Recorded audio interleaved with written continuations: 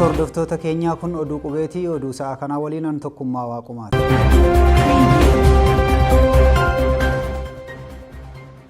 Dhaabbanni albuuda warqee Itoophiyaa guddichi Midrook Gold Mine jedhamu albuunni isaa laga dambii Oromiyaa miidhaa naannoo fi nama irra gahaa jira jechuun gabaasa bahe morme. Kibba Oromiyaa godina Gujiitti kan argamu dhaabbanni albuuda warqee baasuun beekamu fayyaa hawaasaa irratti rakkoo qabaachuu irra deddeebiin himatamaa kan ture. Gabaasni albuuda warqee laga dambii kan albuuda warqee Midrook jedhamu irratti miidhaa naannoo fi namaa geessise jechuun himatamaa ture. Torban kana keessas himanni deebi'ee isa komatu mul'ata. Dhaabbanni albuuda warqee Itoophiyaa guddichi Midrook Gold Mine kun ammoo albuunni isaa laga dambii Oromiyaa miidhaa naannoo fi nama irra gahaa jiraachuun gabaasa bahe kana ni morme. Giddugaleessaan hammi meerkuriin bishaan laga dambii keessa jiru tilmaamaan dachaa 37 sadarkaa dhaabbanni fayyaa addunyaa bishaan dhugaatiif baaseen ol ta'u gabaasni dhaabbata mirga namoomaa ni mul'isa.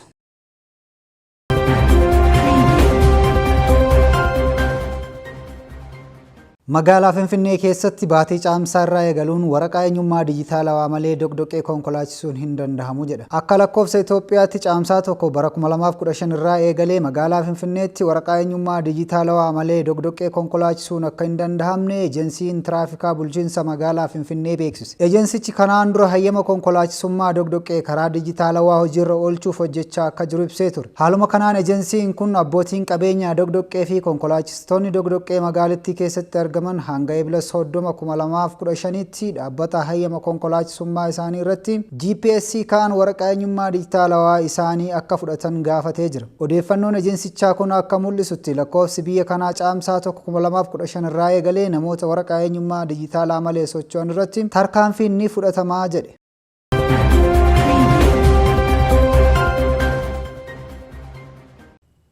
Yaabeellootti qondaalonni dargaggoota lama irratti dararaa raawwatan to'ataman.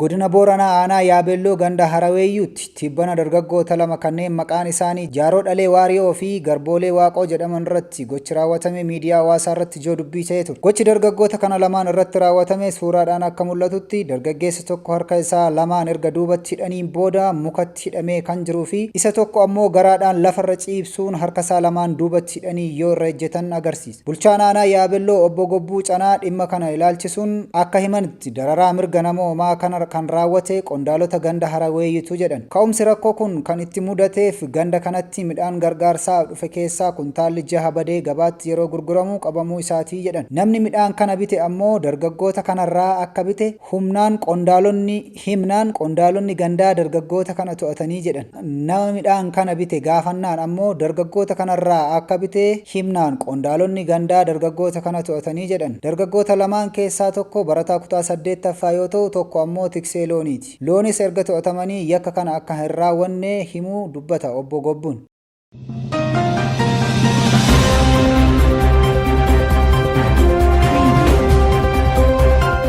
Oduu biyya alaatiin ammoo sagantaan nyaata addunyaa naannoo Tigraayitti gargaarsa nyaataa akka dhaabe hime. Sagantaan nyaata addunyaa torban muraasa dura sababa gargaarsa nyaataa naannoo Tigraayitti hatame jedhame qorachuuf kenniinsa gargaarsa nyaataa naannoo Tigraayitti dhaabuu isaa hojjettoonni dhaabbata gargaarsa kanaa muraasni ibsan. Sagantaan nyaata addunyaa naannoo kaaba Itoophiyaa waggoota lamaaf waraana hamaa keessa kan turte naannoo Tigraay keessatti dhaabbata mootummoota gamtoomanii fi michoota isaa biroo irraa gargaarsa nyaataa naannittiif geessuun rakkoo karaa nyaataa naannichaa mudateef gargaaraa turuun isaa ni yaadatama. Hojjettoonni dhaabbata gargaarsaa kaabaa akka himanitti torbee 2 dura dhaabbatichi odeeffannoon nyaanni gargaarsaa kun kaayyoo hin malleef oolaa akka jiru agarsiisu gadhiifamuu isaa hordofee yeroof gargaarsa naannoo Tigraayiif kennuu akka dhaabee himan. Odeeffannoon kun hojjettoota dhaabbata gargaarsa kanaa kan ta'an namoota sadiin dhaabbata oduu Associated Pressiif kan himan yoo ta'u hundi isaanii dhimma kana irratti gaazexeessitootaaf odeeffannoo kennuudhaaf hayyama waan hin qabneef maqaa isaanii akka dhaamus waan hin barbaanneef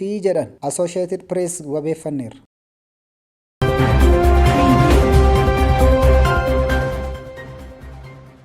Yuukireen misaa'ilota Raashiyaan furguggiste 18 keessaa 15 samii irratti barbadeessuu beeksiste. Misaayiloonni Raashiyaa manneen kuusaa warra rasaasa Yuukireen Paavloo Harad halkan yeroo lama rukutamte. Gamoolee barbadaa'an keessaa naannoon industirii gamoolee appaartimentii 19 fi manneen 25 akka jiran itti gaafatamaa mana maree naannoo Diniipiroo Maasiikoolaa Lukushaak himaniiru. Jimaata darbe Yuukireen keessatti haleellaa ganama Raashiyaan raawwatte magaalaa guddoo Kiiv keessatti gamoo mana jireenyaa guddaa ol dheeraa ta'e giddugaleessa magaalaa uumaan rukuttee ibidda qabsiisuun namoonni 5 du'uu fi 8 madaa'uu isaanii magaalaan Kiiv dho'insaa fi aara meeshaalee dhukaafamaniin kan raafamte ta'uu guutuu biyyattiitti dho'insi akka mudate Infaaks Yuukireenii fi gabaasni marsaalee miidiyaa hawaasaa irratti ba'e mul'isaa turuu gabaasnee turre. Yeroo Yuukireen ibidda waraanaa keessa jirtu keessatti kamisa darbe qondaaltonni Ameerikaa fi Awurooppaa buufata doonii kibba Yuukireen Ismaa'eelii fi dhaabbata midhaan Yuukireen gara addunyaatti fidu daawwatanii akka turan gabaasuun keenya ni yaadatama.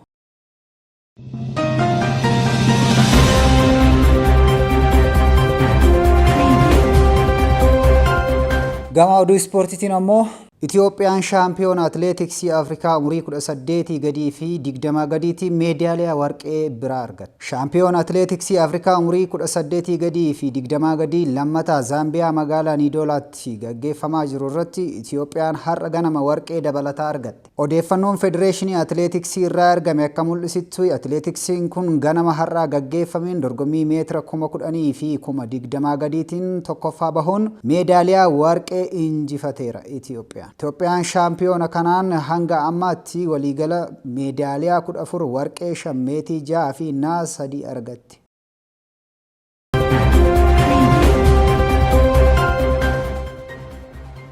Waancaa Piriimeer Liigii Ingilaandi kaasuuf carraa Arsenaal kan babal'isu yookaan dhiphisuu danda'u tokko ni gaggeeffama. Piriimeer Liigii Ingilaandi Arsenaal sadarkaa lammaffaatti gadi bu'us taphni inni har'a galgala Cheelsii waliin taphatu gahee guddaa ba'uu danda'a.